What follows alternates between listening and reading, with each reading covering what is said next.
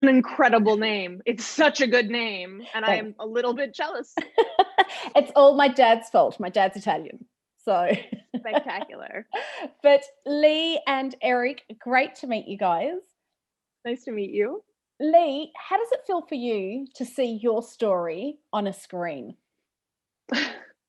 uh, really extraordinary. I think I got very lucky. I think that I have a lot of friends who have had adaptations made, and they can leave them heartbroken. But I have been very fortunate because Eric assembled this tremendous team of genius writers and directors and crew, and we have such an extraordinary cast. And I know I sound like I'm just like, everything is marvelous, but the truth is, it has been one of those experiences where lightning strikes once and lightning strikes again and again, and we kept landing these incredible people to play these roles. And then the costumes by Wendy Partridge and the special effects. And for me, it has been, I can't say a dream come true, because I'm one of those people who thinks disaster lurks around every corner. So I don't let myself dream these kinds of things.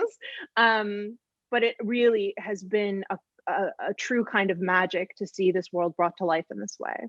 It's so nice to hear that. But Eric, I want to know, how did a tweet get all of this going? Right, the tweet heard around the world. That came out of a New Year's resolution of mine. I discovered that I had just done the previous year so much work reading that it just takes a lot out of you. You're constantly thinking about how to adapt something if you're given something for work in my business. And so I reached out to a friend of mine who I spent time with in Oklahoma when I grew up, and asked him for a good book recommendation that I knew people in town here wouldn't necessarily have at the top of their tongue. And he gave me Six of Crows. He said, you should read Ocean's 11 in a Game of Thrones world. You'll have fun. And he was not wrong. I devoured that thing, and then promptly scrambled for other stuff. And the other resolution I had that year was whatever it is that I consumed, that I liked it, to reach out to the creator and thank them. And so I hadn't followed Leigh before, but I found her and sent out a tweet saying that I was completely in love with her story and her characters, and couldn't wait for more.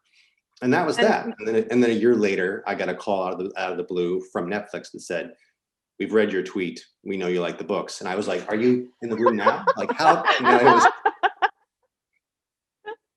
I will say I wouldn't have maybe seen the tweet because I'm not on Twitter very often. And my friend Morgan somehow, I guess, followed you and was like, excuse me, do you know who's reading Six of Crows? It's the guy from Arrival, that guy. I was like, oh, okay. So that was pretty, and I have to admit, in that moment, I was like, adaptation? But but look, you mentioned it before, Leigh. Do you get nervous because when it is your own book, you have a vision for it, and when other people are coming on board, they can promise you the world, but as you've said time and time again, the world doesn't necessarily turn out the way you want it to turn out. So was there a part of you going, yeah, I'm really happy to give you this, but oh my gosh, my baby, please don't ruin it? Yes. I wasn't just turning over the rights to one book or even one series. I was turning over the rights to what has been the better part of my life's work. And I remember Eric and I had breakfast. We started getting rolling and the pilot was written, and he and I sat down together, and I was very candid with him about some of my fears, the way that authors can be locked out of adaptation and how much more common that is with authors who are women, authors who write YA. And he promised me that I would never feel, excuse me, he promised me that I would never feel that way, and that he would do everything he could to protect my involvement and the stories I'd written. And he stayed true to that.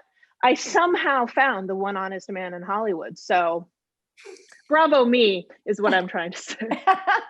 But it is a fine line, Eric, that to tread, where you're going, okay, I want the author involved, but how do you tread that line of keeping the author involved and making the story you want? Or is it easy when you're both on the same page? And that wasn't supposed to be a pun, sorry.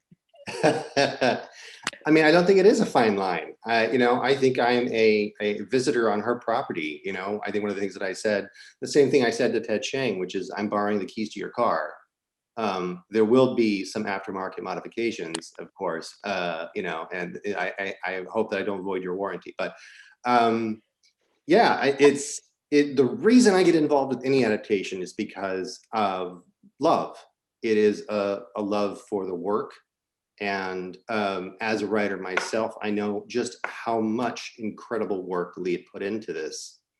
And I don't see how you go forward with an adaptation of that stuff without the involvement of that.